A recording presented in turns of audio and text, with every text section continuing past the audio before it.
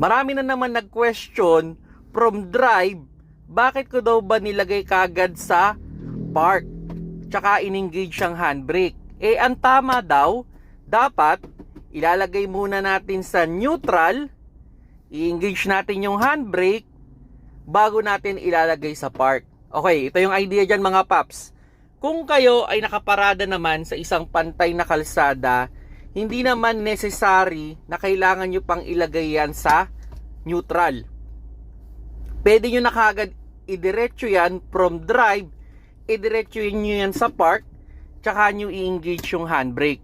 Okay lang yun, wala kayong magiging problema doon.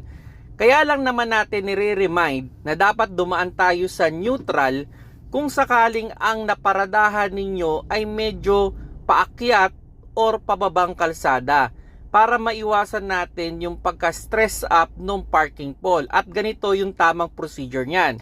Okay, like for example, inclined yung kalsada natin, senaryo. Okay, so nakaapak tayo sa preno, naka-hold yung paa natin. So ang gagawin natin dyan, ilalagay muna natin siya sa neutral. Okay? Then, i-engage natin yung handbrake ng maayos. Tatanggalin natin yung paa natin sa preno. Sisiguraduhin natin na hindi na umaatras or umaabante ang sasakyan. After that, i-hold natin ulit yung preno, tsaka natin ilagay sa park. Ganyan yung paraan kung sakaling nasa inclined location kayo.